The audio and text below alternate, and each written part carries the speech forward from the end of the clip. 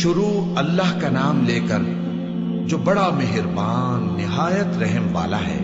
جو چیز آسمانوں میں ہے اور جو چیز زمین میں ہے سب اللہ کی تسبیح کرتی ہے، اسی کی سچی بادشاہی ہے اور اسی کی تعریف ہے، اور وہ ہر چیز پر قادر ہے۔ وہی تو ہے جس نے تم کو پیدا کیا، پھر کوئی تم میں کافر ہے اور کوئی مومن، اور جو کچھ تم کرتے ہو اللہ اس کو دیکھتا ہے۔ اسی نے آسمانوں اور زمین کو حکمت سے پیدا کیا، اور اسی نے تمہاری صورتیں بنائی اور صورتیں بھی اچھی بنائی، اور اسی کی طرف تمہیں لوٹ کر جانا ہے۔ جو کچھ آسمانوں اور زمین میں ہے وہ سب جانتا ہے، اور جو کچھ تم چھپا کر کرتے ہو اور جو کھلم کھلا کرتے ہو اس سے بھی آگاہ ہے، اور اللہ دلوں کے بھیدوں تک سے واقف ہے۔ کیا تم کو ان لوگوں کے حال کی خبر نہیں پہنچی جو پہلے کافر ہوئے تھے؟ تو انہوں نے اپنی کرتوت کی سزا کا مزہ چکھ لیا، اور ابھی دکھ دینے والا عذاب اور ہونا ہے۔ یہ اس لیے کہ ان کے پاس پیغمبر کھلی نشانیاں لے کر آتے تو وہ کہتے کہ کیا ایک آدمی ہمیں ہدایت کرے گا؟ تو انہوں نے ان کو نہ مانا اور منہ پھیر لیا، اور اللہ بھی بے نیاز ہو گیا، اور اللہ بے نیاز ہے، لائق حمد و ثنا ہے۔ جو لوگ کافر ہیں ان کا اعتقاد ہے کہ وہ دوبارہ ہرگز نہیں اٹھائے جائیں گے۔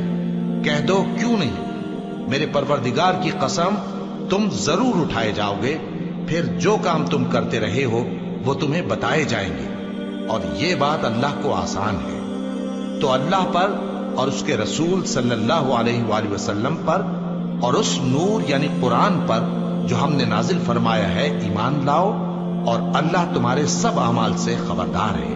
جس دن وہ تم کو اکٹھا کرے گا یعنی حشر کے دن، وہ نقصان اٹھانے کا دن ہے، اور جو شخص اللہ پر ایمان لائے اور نیک عمل کرے وہ اس سے اس کی برائیاں دور کر دے گا، اور جنت کے باغوں میں جن کے نیچے نہریں بہ رہی ہیں داخل کرے گا۔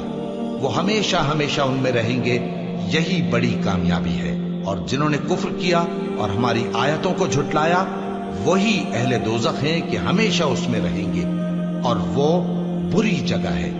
کوئی مصیبت نازل نہیں ہوتی مگر اللہ کے حکم سے، اور جو شخص اللہ پر ایمان لاتا ہے وہ اس کے دل کو ہدایت دیتا ہے، اور اللہ ہر چیز سے باخبر ہے۔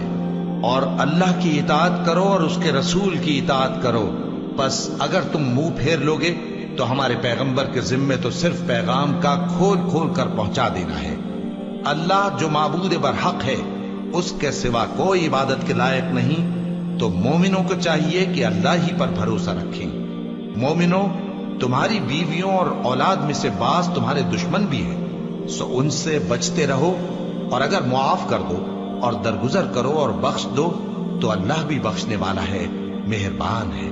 تمہارا مال اور تمہاری اولاد تو آزمائش ہے، اور اللہ کے ہاں بڑا اجر ہے، سو جہاں تک ہو سکے اللہ سے ڈرو اور اس کے احکام کو سنو، اور اس کے فرمانبردار رہو، اور اس کی راہ میں خرچ کرو، یہ تمہارے حق میں بہتر ہے۔